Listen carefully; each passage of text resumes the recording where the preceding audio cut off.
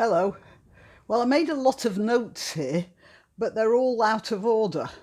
And I'm going to try making a video anyway. And if it doesn't work, then I'll have to sit there and reorganize the notes. So, I want to talk about education. Now, the last video I made, it showed what appears to be a campaign of violence and intimidation against the middle classes.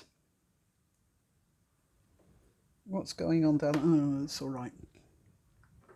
And I wanted to, and I was thinking, what really hit me most strongly was the video, which I shall play here again, of a young man, a black man, whose brother told him that the assistant in Macy's had called him the N-word, and he immediately flew at the assistant without any form of negotiation, discussion or questioning, and started beating him up.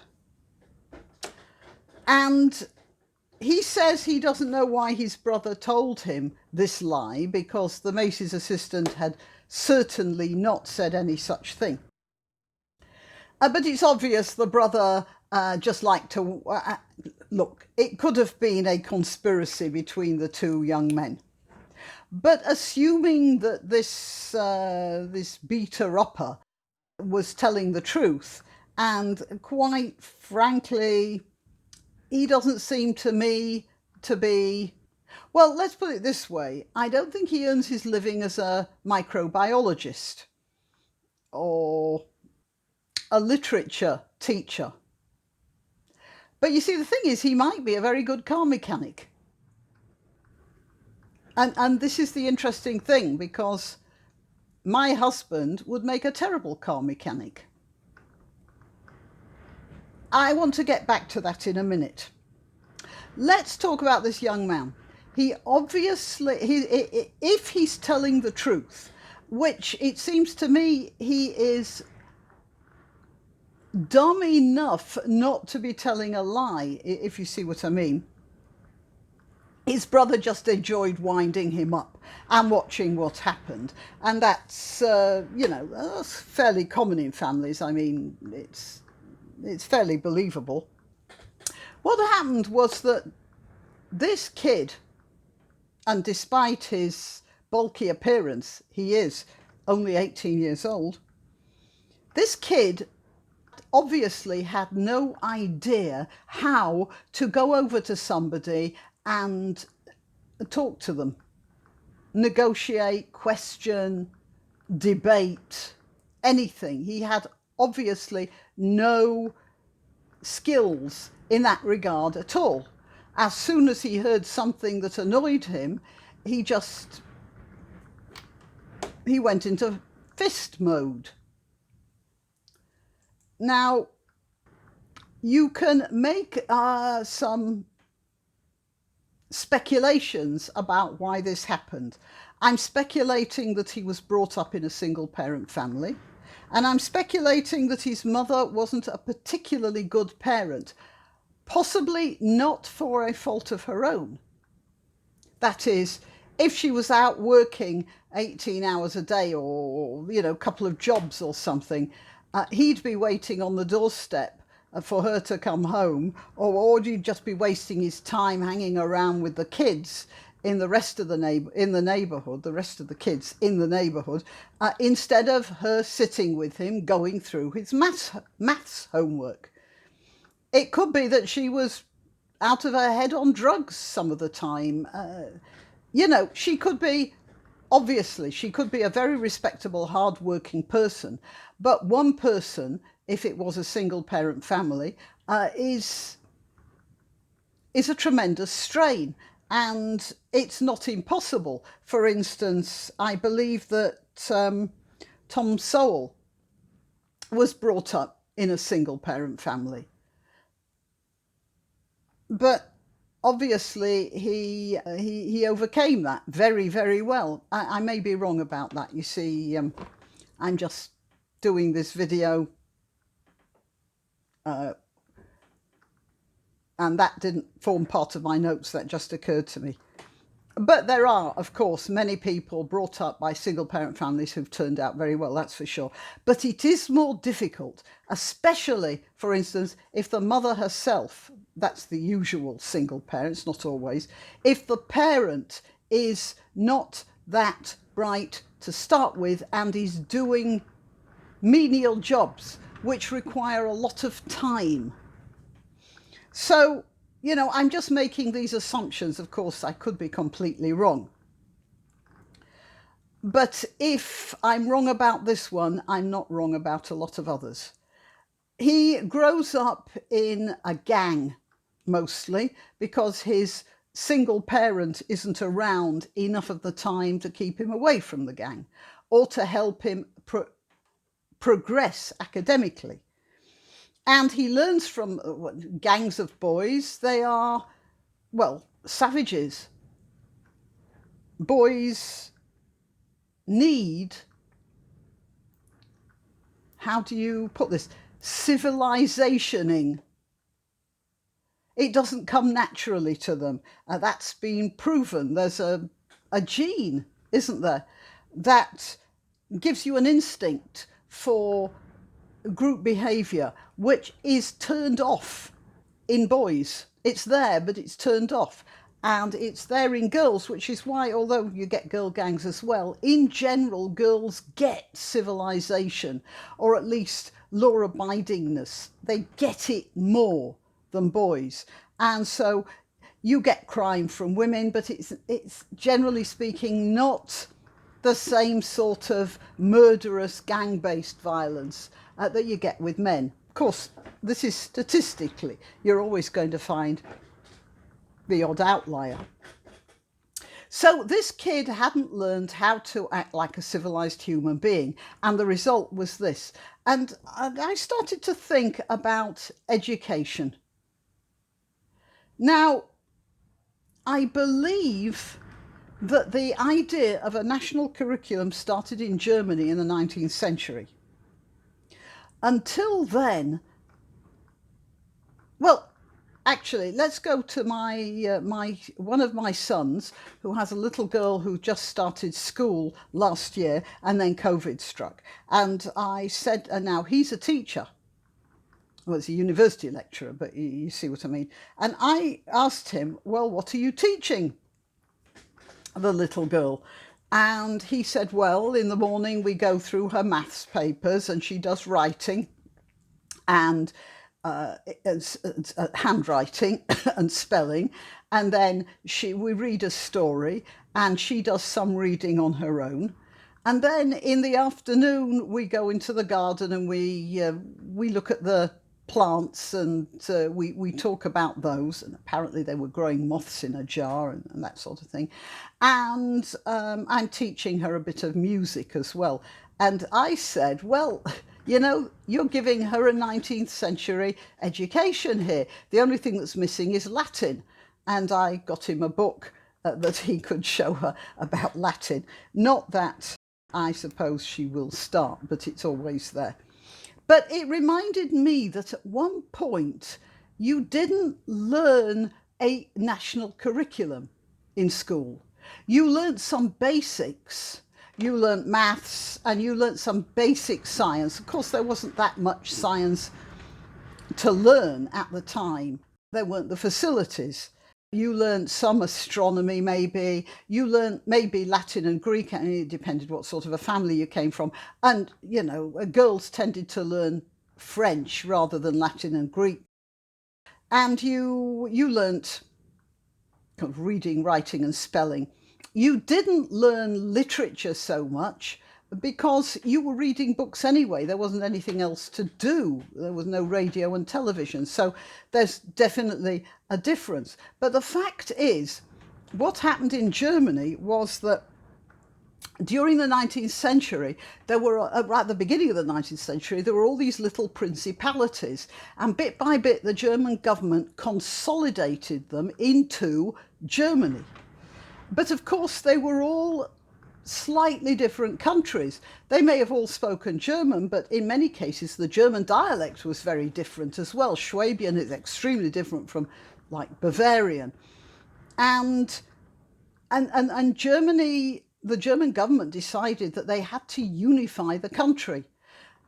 So they came up with a national curriculum which gave a national story to the children, taught them all standard German, and made sure that they all had a level of education in certain subjects that would be roughly correspondent to the rest of the country.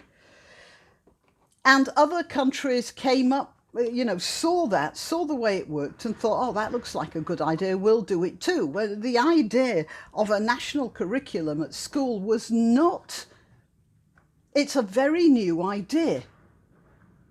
Now, I believe that it's an idea whose time has gone. You see, what's happened is this. You used the original national curriculum was probably geography, history, English, again, Latin, possibly, French or German, something like that, and arithmetic and mathematics of various sorts. And that was about it. You might have, if your school was equipped, you might have had chemistry. You would have had maybe biology or botany. That was it. But now they're doing computer science, and everything's got a lot, and there's a lot more science, and everything's got a lot more complicated. You didn't get physics in most early 20th century schools.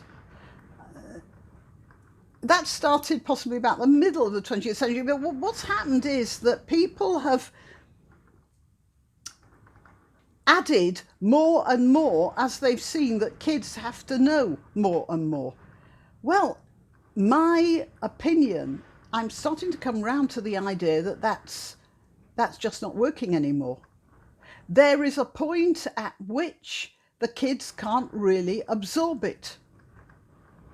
Now, that kid who was doing the beating up at Macy's, he certainly couldn't have absorbed, by the looks of things, he wasn't the type who would absorb most of the school curriculum, even if he turned up at class. And the teachers, they aren't the sort of people who can push that sort of thing into that sort of brain. There's a school in London called the Michaela School, which was founded by a woman called Catherine Birbal-Singh, and she has taken kids from disadvantaged areas and taught them how to learn. The school, and she had to fight the teachers' unions. And to the extent she's referred to by many of them even now as far right and, a bit of a fascist or something, because she insists on the kids turning up in school uniform, bringing their homework in on time, arriving at school at 9 o'clock or whenever learning starts. And it's very, very strict. And the kids from the most terribly disadvantaged backgrounds are going to top universities because they're passing all the exams. She has proved her point. But do you think that's changed things for the teachers' unions? No. Now, I want to show you this. It's a part of an article that was published in The Sun some time ago. This teacher, who also happens to be a Labour councillor, and I don't think that should be allowed either, somebody working in politics teaching in a school, but that's another matter, isn't it? It says here, a teacher and Labour councillor has claimed kids need their Marxist teachers to stop them from being brainwashed by their far-right parents at home. And that's why she didn't like the lockdown, because it meant the kids weren't being exposed to her political opinions. Now, the problem is that there are many teachers like her. She happens to have been stupid enough to have published this, but there are many who are slyly feeding the kids this stuff anyway and not talking about it. I'm quite sure a lot of them are very angry with her for letting the cat out of the bag. Now, during the late 70s, the early 80s, Britain was being held to ransom by the unions, in particular the coal miners' unions. And they could do this because at the time, Britain depended on coal to run the generating stations, the electricity generating stations. And if the miners went on strike, there was no coal and there was no electricity and houses were cold. I was out of the country at the time, and I remember my parents telling me they happened to have night storage heaters heating their house, and almost every night, many times a week, relatives would be round at their place because their place was warm because they had storage radiators, whereas the other people with their electric heating, they were freezing. I learned that lesson. That's why I have wood-burning stoves in the house, even though we've got central heating, by the way, just in case. However, back to this. Margaret Thatcher decided she wasn't going to let these unions do this anymore. And what she did was she started secretly stockpiling coal. I think she was buying it from Poland, and it was just coming in and being stockpiled. And then when she declared war on the miners' unions, there was enough, there were several unions, there was enough coal to keep the country warm and keep the hospitals and factories working. And that's how she managed it. But we've now got another problem. We need the teachers the same way now as we needed the coal then, because children very mostly are in families where the parents are out at work all the time. You can't stockpile teachers. So these teachers know that they have the upper hand. And this is what's been giving me a lot of concern, because here, it'll be there. There are many of them like this. And even the ones that aren't like that, and there will be many who aren't, as we all know, the Marxist types tend to be not only very vocal, but extremely aggressive and unpleasant. So the ones that aren't the Marxists, they'll tend to keep quiet. And that's the problem, because that allows the Marxists, again, to dominate the unions and the teachers' common rooms as well, never mind the unions. So we have this problem, and I'm not entirely sure how to deal with it. You can't stockpile teachers, as I say. On the other hand, maybe this lockdown has given us some sort of a hint of how we can proceed. Although a lot of the parents have to go back to work, some of them might be able to stay at home and teach their children at home as well. But meanwhile, we've got people like this Julie Reid woman intravenously feeding her Marxist ideology into the children. And she isn't the only one. There's all these people here, the Portland demonstrators. Many of them will have had teachers of the same ilk as this Julie Reid. And these kids here looting the store because their teachers have been telling them they're disadvantaged for their whole lives. They too have teachers something like this. There aren't many Catherine Birbalsings in the world. So we have to rethink our way of teaching our children so that this sort of thing doesn't happen. And what the basic problem is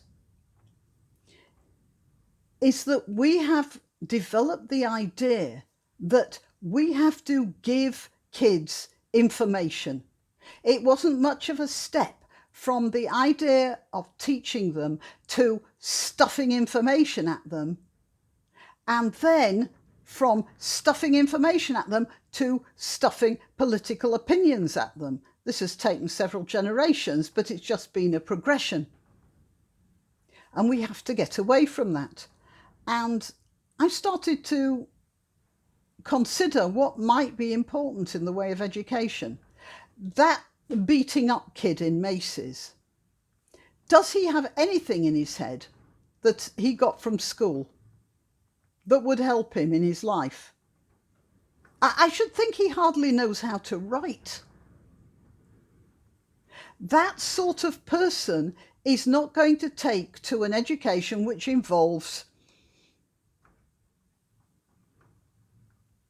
quadratic equations. We have to think what we're teaching our children and how much they can learn for themselves.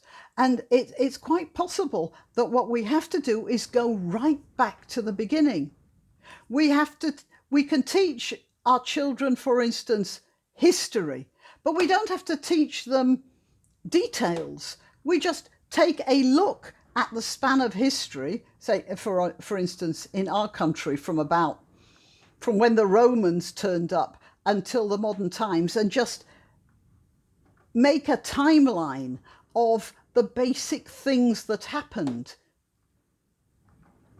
You can teach that in a year or two, and most kids would absorb that information. Then, if they happen to be interested in Elizabeth I, they can find that out for themselves, so long as they have the basic information. And that's the problem with giving too many facts. For instance, I have heard of an instance where a university professor whose daughter was applying to university, one of the universities she was applying to was Florida, and she didn't know where Florida was. And this was an educated family. But the point is, there was so much information coming at them in school that it didn't grab. So you do a timeline of history. You do a map of the world.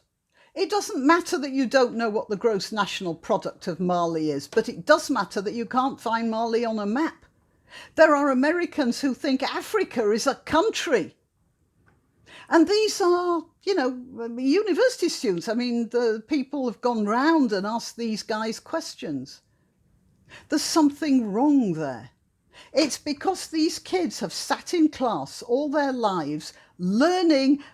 What they have learnt is that the teachers are going to feed them stuff. They have no basic framework. They just get information that comes at them like, well, I like to think like tube stations on the London Underground. You can travel on the London Underground for years and not know the geography of London, because the London Underground map isn't actually a representation of the city itself. It's just a schematic. So this is what's going on with the education now. And I think what we have to do is go back to not teaching the children things. Oh, the dog's home. Right, husband took him out for a walk. We've got to start teaching them basic frameworks and then letting them find out for themselves if they're interested in various areas outside school. You've got YouTube now.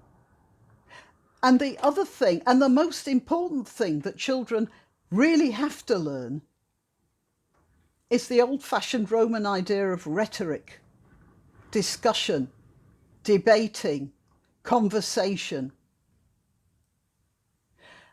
For instance, these people here in Portland, they're rioting because they have an idea that their idea has no contradictions. And so they have to push for their thought, the thought that somebody else might have a different way of thinking about something.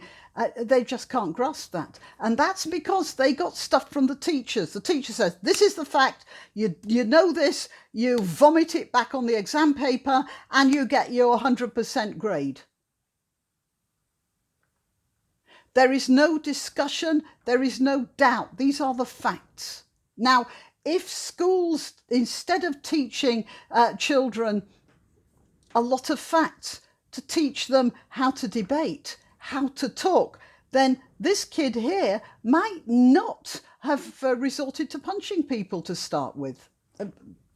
There probably are family problems as well. I'm not that idealistic that I don't think there are stupid nutcases around whatever happens. But I hope you see what I mean. I learned more out of school. I learned a lot more about literature when I got to university. That's when you start going into the details. Before that, the schools should be teaching children how to research. And they do that by making students discuss things. And then you will get round these teachers, because if it's necessary to teach a child to approach an argument from one position and then to approach the same argument from the other position, you can teach about tolerance. You don't have to go into, interpersonal relations and all that sort of thing. You can just teach people how to be human beings in a civilized society. And that might be how you get around stupid people like this Julie Reed with their political ideas. Because however political they are in their class, if there is a teacher who spends more time teaching children about debating, then the children will be able to make their own minds up about Ms. Reed. And this would require a complete overhaul, a complete philosophical change to the education system. And I think it's the only way out of this sort of problem. Why not treat yourself or a favoured relative or friend to these magnificent examples of merch? The mugs and t-shirts come in the Graniopteryx design or Granbow with a firearm or the more deadly knitting needles. Go to www.graniopteryx.com and whatever platform you're watching this on, please click like, subscribe and share.